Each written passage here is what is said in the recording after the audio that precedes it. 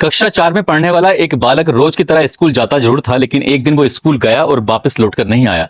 सबसे ज्यादा चिंता हुई उसकी माँ को। माँ परेशान हो जाती है, अपने पति को बताती है और उसके बाद उस बालक को हर जगह ढूंढा जाता है, तलाश किया जाता है। आखिरकार जब माँ का मन नहीं मानता तो वो विद्यालय पहुंच जाती है और विद्यालय जाने के बाद कहती है कि बस एक बार मुझे सीसीटीवी कैमरे दिखा दो कि मैं अपने बालक को देखना चाहती हूँ कि वो आया है कि नहीं आया है। वो बालक आखिरी बार प्ले रूम में खेलता हुआ देखा गया था, उसके बाद वो कहीं दिखाई नहीं दिया।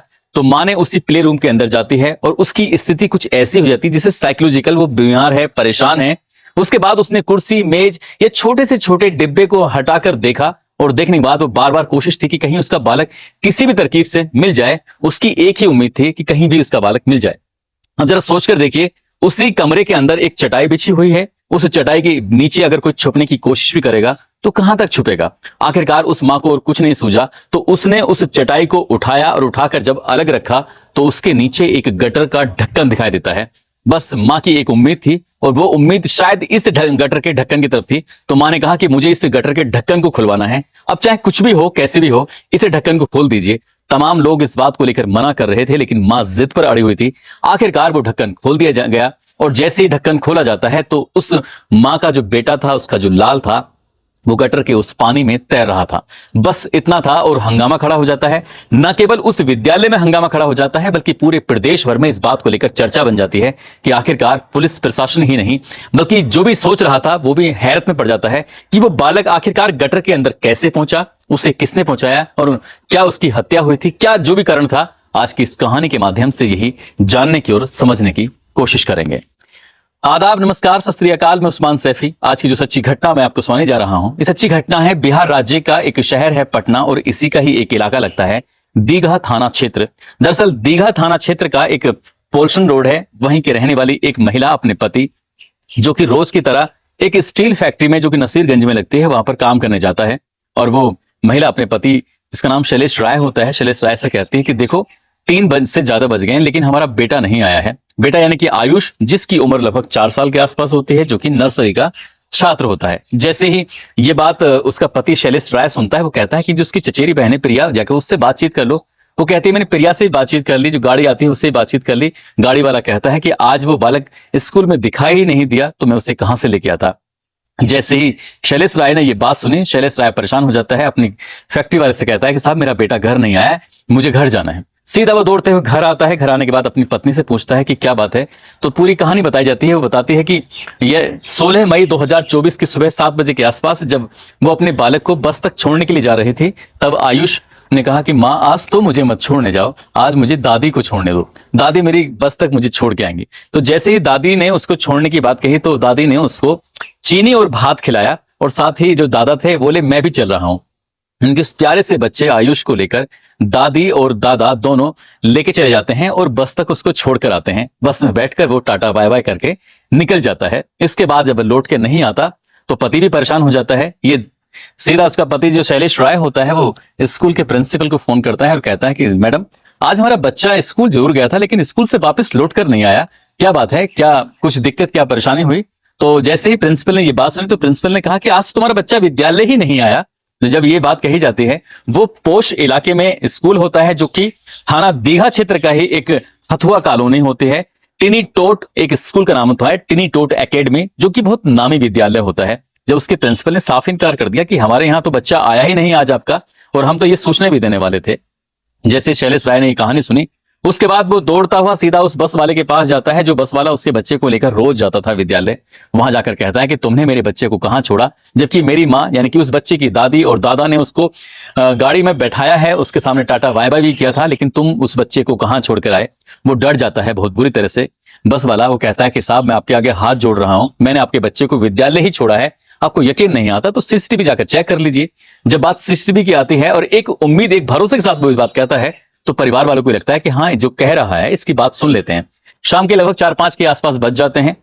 इसके बाद परिवार के लोग यानी कि जो आयुष के पिता होते हैं शैलेश राय, उसकी माँ, उसके चाचा निशांत कुमार, दादी, दादा, आसपास के जो लोग थे वो भी अब बड़ी संख्या में इस स्कूल की तरफ जाते हैं और जाने के बाद पूछते हैं कि मैडम जो हमारा बालक है वो विद्यालय आया है, ऐसा कंडक्टर और ड्राइवर दोनों दावा कर रहे हैं, लेकिन आप मना कर रहे हो, बस हमें सीसीटीवी कैमरे दिखा दीजिए। जब बात सीसीटीवी कैमरे दिखाने की आती है तो वो कहते हैं कि तुम्हें यकीन ही नहीं है, अब हमारे पास इतना टाइम नहीं है। मतलब कि तमाम तरह के बहाने लिए जाते हैं और जब बहाने लिए जाते हैं तो आखिरकार प्रिंसिपल साफ इनकार कर देती है। वो प्रिंसिपल कहती है संचालक से बात कर लो। प्रिंसिपल होती है वीणा झा और उसका जो स्कूल का संचालक होता है धनराज झा, यानी किसी प्रिंसिपल का बेटा ही होता है जो इसका स्कूल का मालिक होता है। जब प्रिंसिपल साफ मना कर देती है उसके बाद फिर धनराज झा के पास जाते हैं, वो भी साफ मना कर देता है। परिवार वाले थोड़े परेशान हो जाते हैं। परेशान होने के बाद सीधा पहुंच जाते हैं नजदीकी पुलिस स्टेशन यानी कि दीघा पुलिस स्टेशन में जाते हैं और ब्रज किशोर सिंह के पास यानी कि एसएचओ के पास जाते हैं। जाकर कहते हैं कि साहब हमारा बेटा रोजमर्रा की तरह से स्कूल जाता है लेकिन वो वापस लौट कर नहीं आता। स्कूल वाला क्या, जो बस वाला है वो कहता है कि स्कूल पर छोड़ के आया हूं और स्कूल वाले मना कर रहे हैं। अब ब्रज किशोर सिंह भी कहते हैं ठीक है तुम चिंता मत करो, तुम अपने स्तर से भी प्रयास करो और हम भी कोशिश करते हैं।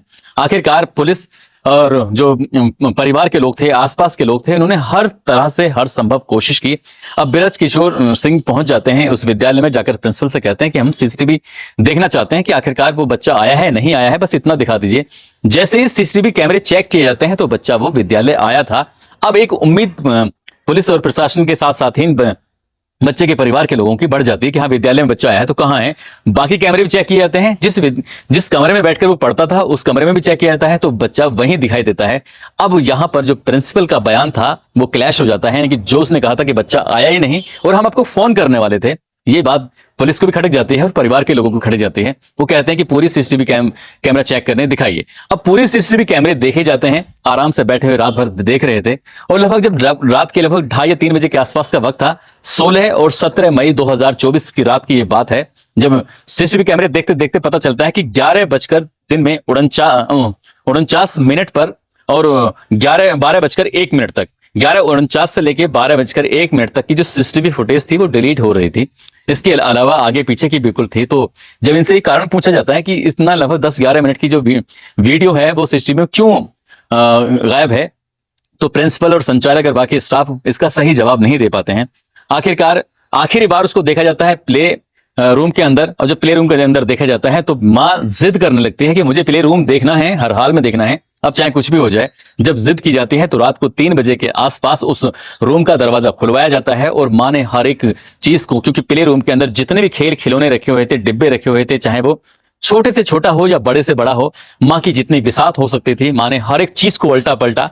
और जब यहां से निकलने वाले थे सबके सब ये कहने लगते हैं कि यहां बच्चा नहीं होगा, तुम खामखा अपना वक्त बर्बाद कर रहे हो, इस प्रिंसिपल से या बाकी स्टाफ से पूछो वो बताएंगे। तभी माँ ने चलते चलते जो जमीन पे बिछी हुई एक चटाई थी उसको जैसे ही खींचा तो पता चलता है कि उसी कमरे के अंदर एक गटर का ढक्कन भी लगा हुआ है और माँ ने उस ढक्कन को जब तक उसे खोलवा नहीं लिया तब तक वो चैन से नहीं बैठी। खोला तो पता चला कि उसके अंदर तो लाश पड़ी हुई थी उसके बेटे की, यानी कि बेटे के गायब होने के 15 घंटे के बाद आखिरकार उसकी लाश मिल जाती है। अब यहीं से एक सवाल उठ जाता है कि आखिरकार ये लाश इसके अंदर पहुंची कैसे। तब परिवार वालों ने और बाकी लोगों ने यहां पर हंगामा खड़ा कर दिया। पुलिस वालों ने कहा कि इस बच्चे को पहले हॉस्पिटल लेके चलते हैं, हो सकता है कि ये जिंदा हो। अब इसे हॉस्पिटल लेके जाते हैं तो पता चलता है कि उसकी तो मौत लगभग 15 घंटे पहले ही हो चुकी है। अब पुलिस वाले अब इस मामले की जांच पड़ताल में जुट जाते हैं।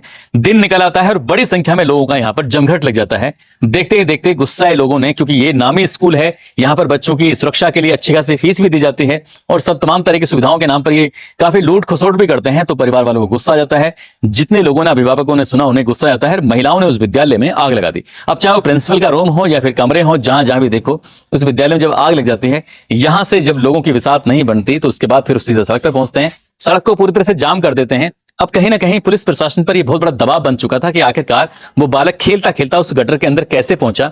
इसी का सवाल का जवाब सिर्फ एक जानता था और वो भी प्रिंसिपल वीणा झा। आज जब पुलिस ने वीणा झा से सख्ती से पूछताछ करने की कोशिश की है तो उसने एक कहानी सुनाई। कुछ लोगों को इस कहानी पर यकीन हो जाता है, कुछ लोग अभी यकीन नहीं कर रहे हैं कि जब तक पुलिस की जांच कंप्लीट नहीं हो जाएगी तब तक इस पर यकीन भी नहीं किया जा सकता। दरअसल वीणा झा कहते हैं कि बच्चा क्लास के अंदर खेल रहा था और खेलते खेलते वो स्लाइड से फिसल जाता है और फिसलते ही उसके सर में गहरी चोट लग जाती है। इसके बाद उसके सर से ब्लड बहने लगता है बहुत ज्यादा तादाद में। तो ये घबरा जाते हैं। तुरंत ही संचालक यानी कि धनराज झा को भी मौके बुलाया जाता है और जो शिक्षक उस वक्त मौजूद था, मनीष, वो मौके पे था ही। अब एक तरफ तो उसका जो ब्लड बह रहा है उसको समेटने की कोशिश कर रहे हैं और एक तरफ डर लग रहा था कि कहीं ऐसा ना हो कि ये बात किसी को पता चल जाएगी तो आखिरकार क्या करेंगे।